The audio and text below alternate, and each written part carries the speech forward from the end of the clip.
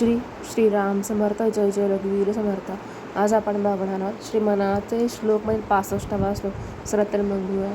नको दैन्यवाणे जिणे भक्ती उणे, अतिमूर्ख त्या सर्वदा दुःख धुणे. समर्थांनी या श्रीमनाच्या श्लोकामध्ये मला गाबदिश केला आहे की नको दैन्यवाणे जिणे भक्ती उणे म्हणजे काय, की आपण आयुष्यात जगतो पण दैन्यवाणं जगायचं का, तर नाही. मग त्यानं काय होतं की आपली भक्ती ही काय होती तर उणे होती. मग सद्गुरूने काय सांगितलं आहे की नको दैन्यवाणे जिणे भक्ती उणे, ज्याने आपली भक्ती कमी पडेल. मग अशा निंदनीय लोकांमध्ये राहायचं का आपण, तर नाही.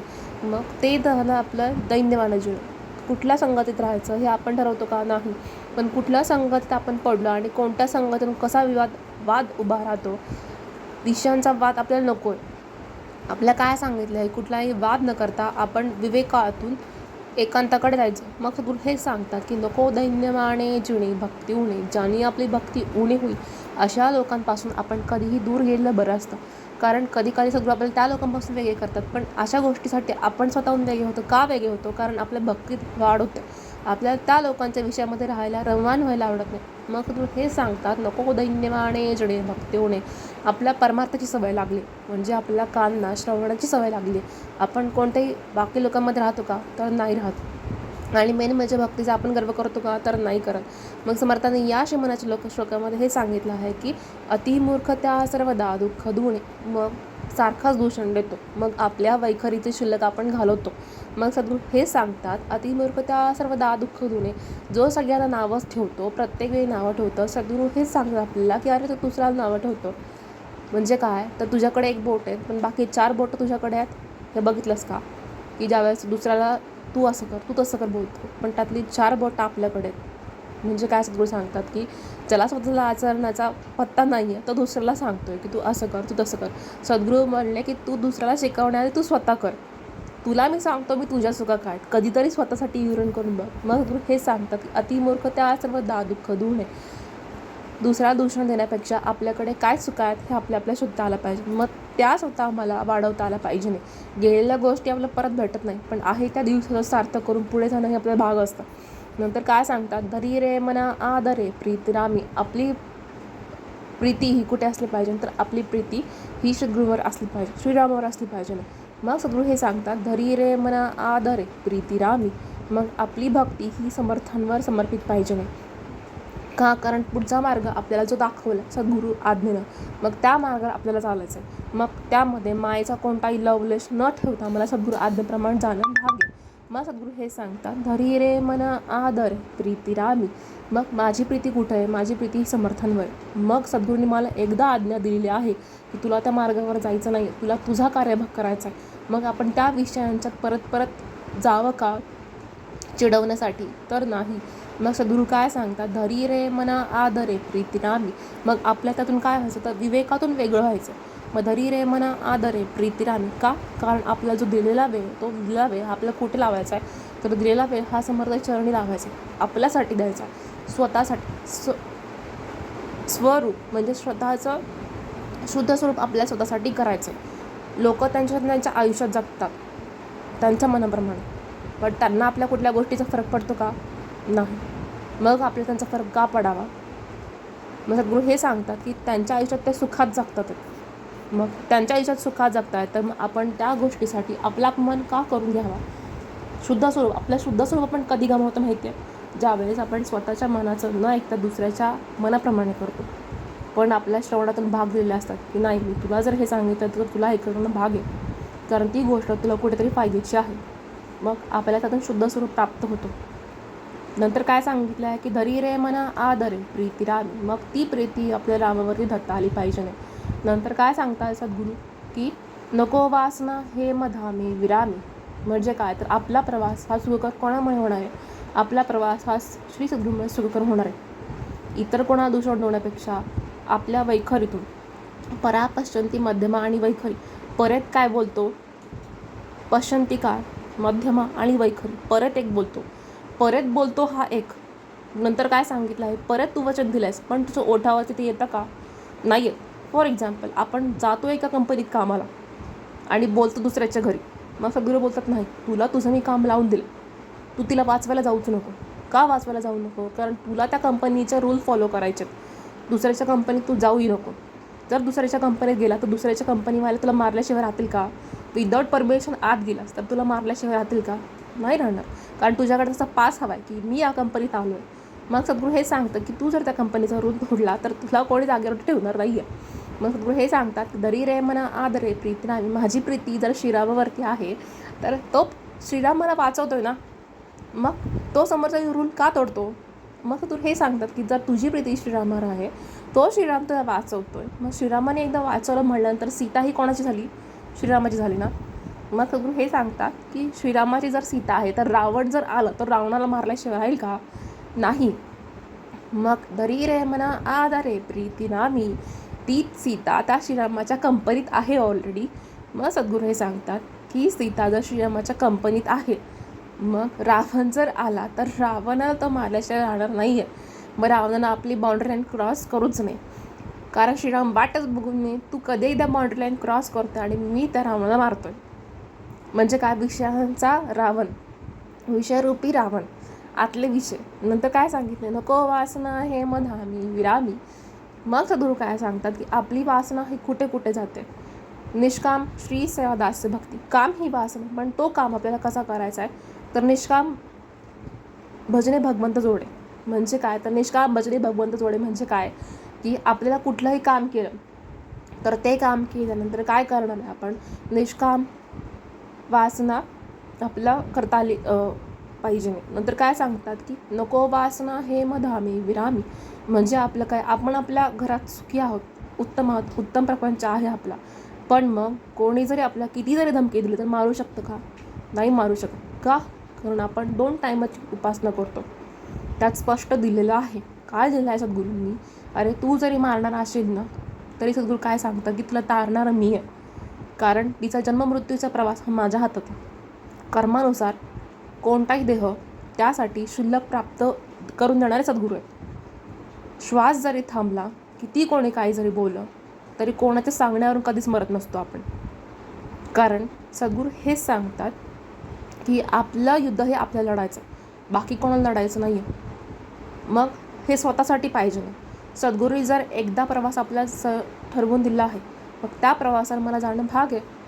सद्गुरूने जे मला नियम लावलेले आहेत की बाबा सीता ही श्रीरामाची आहे. कारण सीता जर एकदाची श्रीरामाची झालेली आहे, मग रावण जर मध्ये आला तर मग काही खरं नाही. कारण सीतेला श्रीरामाचं बंधन आहे, म्हणून सीता ही त्या श्रीरामाची फक्त, दुसऱ्या कोणाची होऊ शकत नाही. नको वासना हे मधामी विरामी. मग सीतेची वासना रावणावर जाईल का? नाही. सीतेची वासना ही फक्त श्रीरामावर आहे. का? कारण सीता ही फक्त श्रीरामासाठी एकनिष्ठ आहे ना. मग सद्गुरू हे सांगतात की नको वासना हे मधामी विरामी. आता सगळ्या बाजूला करायच्या त्या गोष्टी, वाईट गोष्टींना विराम द्यायचा आणि कुठल्या गोष्टी करायच्या हे आपल्याला कळलं पाहिजे ना. श्रीरामाच्या संगतीत जर आपण आहोत, सद्गुरूंच्या संगतीत जर आपण आहोत, तर आपण कुठल्या गोष्टी वाईट करू का? नाही करू. कारण सद्गुरू काय सांगतात की पंचकर्मेंद्रिय, पंच ज्ञानेंद्रिय. 5 ज्ञानेंद्रिय, 5 कर्मेंद्रिय म्हणजे काय? आपण डोळ्यांना एखाद्याला बघतो.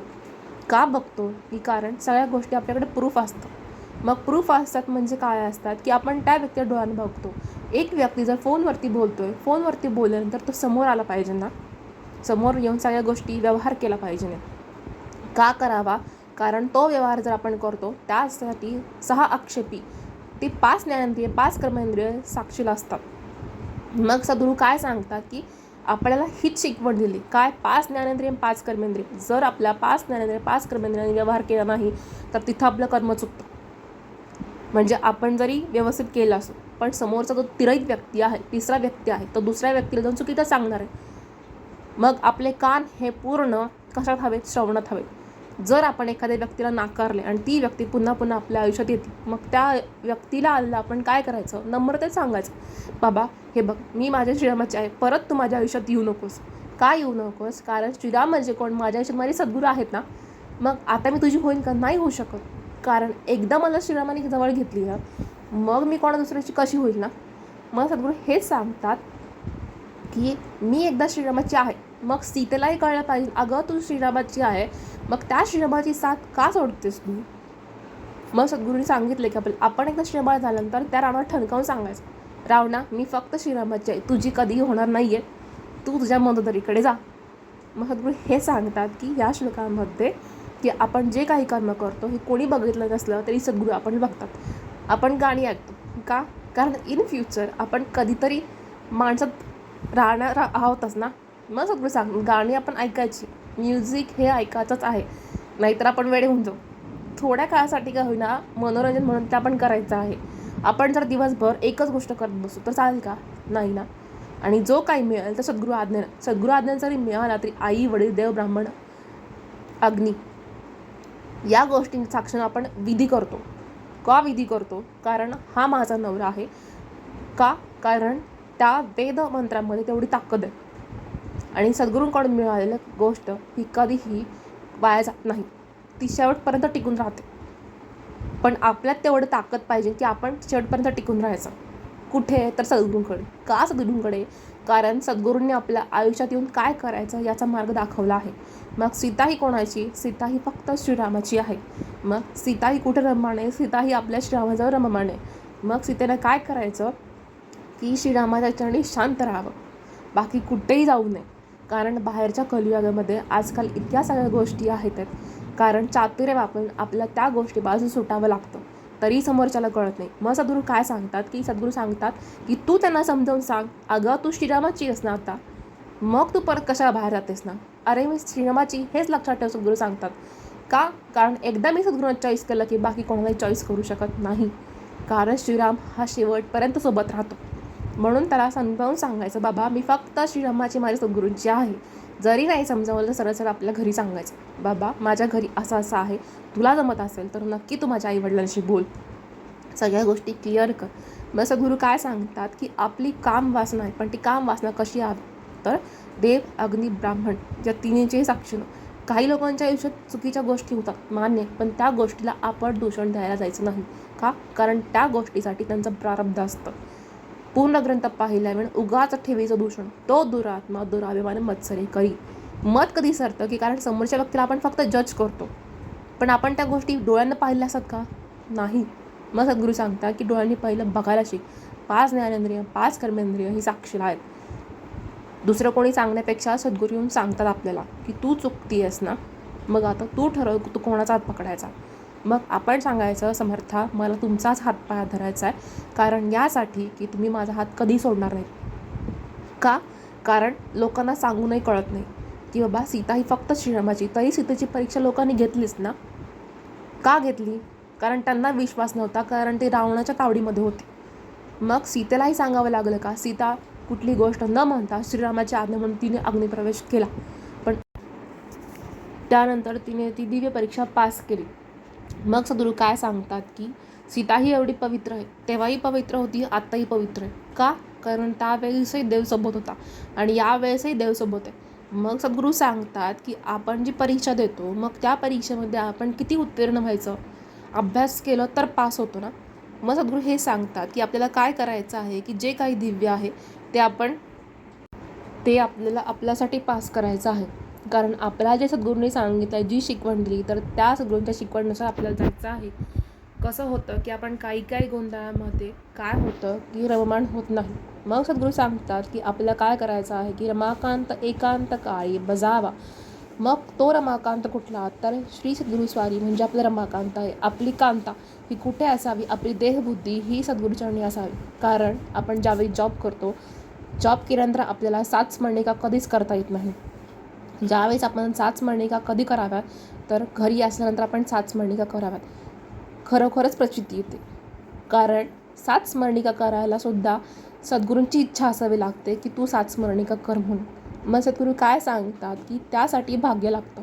7 स्मरणिका सद्गुरू सांगत नाही कर म्हणून, पण आपल्याला तशी बुद्धी व्हावी लागते. मग त्यातच आपलं खरं सार्थक आहे. तर आपला हा होता श्रीमनाचे श्लोकमध्ये 65वा श्लोक.